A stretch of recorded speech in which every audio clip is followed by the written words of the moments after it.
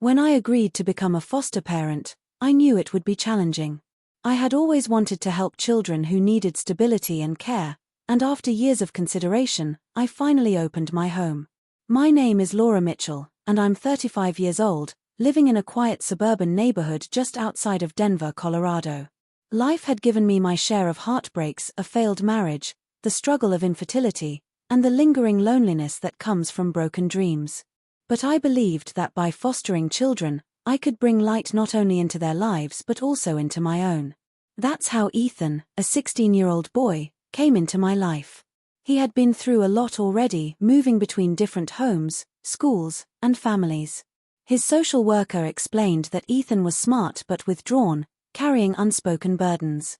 The first time he stepped into my house, carrying only a backpack and a nervous smile, I sensed he was both hopeful and guarded.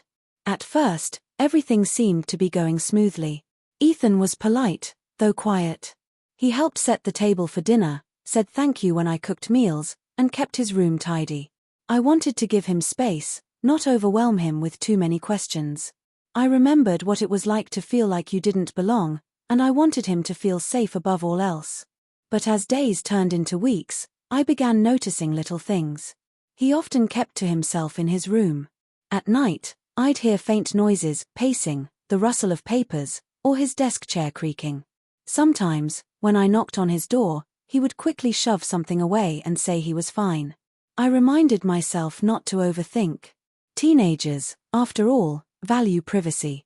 One evening, after dinner, I noticed Ethan was unusually quiet. He barely touched his food and excused himself early, saying he was tired. Something about his expression tugged at my heart, a mixture of guilt and fear. Hours later, as I passed by his room on my way to bed, I noticed the faint glow of light spilling from under his door. It was late, almost midnight. I hesitated, wondering if I should knock, but something compelled me to check. When I gently pushed the door open, I expected to find him studying or maybe lost in a video game. Instead, I saw him sitting at his desk, his head buried in his hands, with sheets of paper scattered around him. He looked up, startled, his eyes red and watery. In that instant, I realized he had been crying. I stepped inside softly and asked, "Ethan, are you okay?" He shook his head, unable to speak.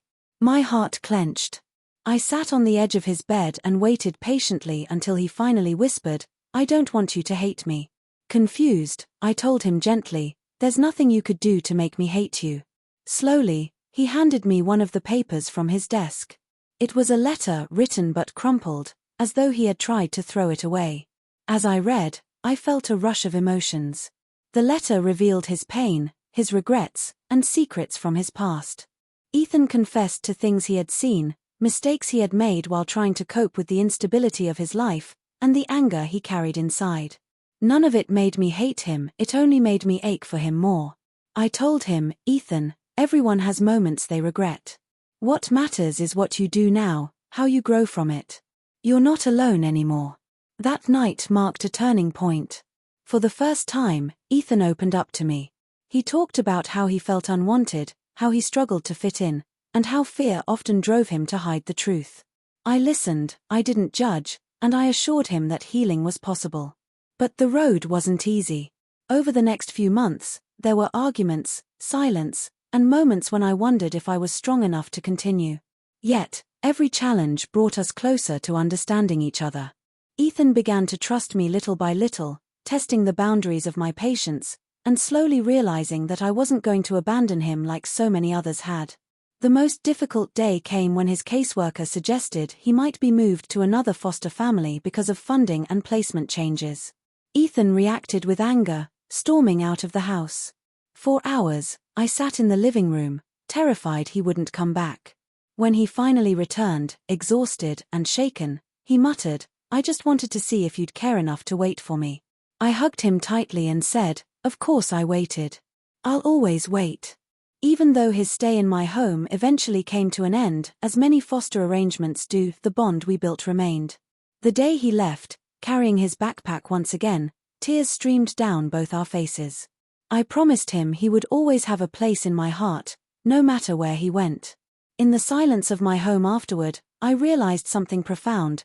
Fostering wasn't about being perfect or erasing someone's past. It was about being present, offering compassion, and giving a child the courage to believe in tomorrow. Ethan taught me that. And though his chapter in my life closed, the lessons stayed with me forever.